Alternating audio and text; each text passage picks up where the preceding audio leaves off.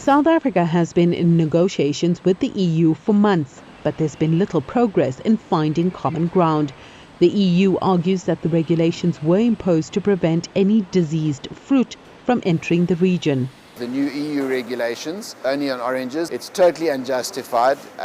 It's definitely a witch hunt against South African oranges. We did not have one false codling moth interception in Europe, and yet they still carried on and introduced new measures this year, which are draconian and will impact our ability to export oranges into the EU in the 2023 season.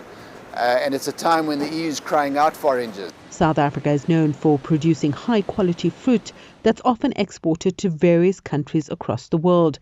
A couple of years back we had a challenge with quality, but that has improved a lot with the citrus, especially in the last, say, 5 years. The citrus has improved a lot.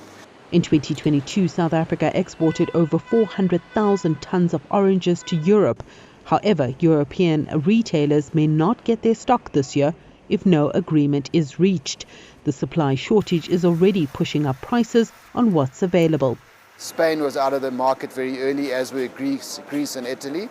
And so at the moment, the orange prices that the poor consumer has to pay in the European Union are way above level that they've ever been in the past.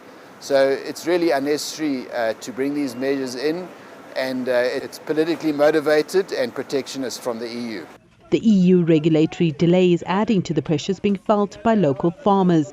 Many have been trying to recover after COVID and were pinning their hopes on this year's harvest. The Bureau of Food and Agriculture Policy shows that 4 out of 5 citrus farmers made a loss last year, and obviously that's not sustainable. The challenges were mostly around freight rates, in other words, the cost of shipping fruit into the market.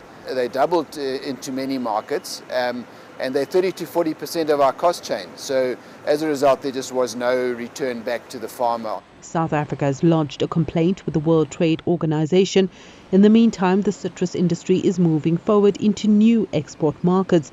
Experts say this will be more fruitful as Europe could refuse to budge. Sumitra Naidu, CGTN, Johannesburg, South Africa.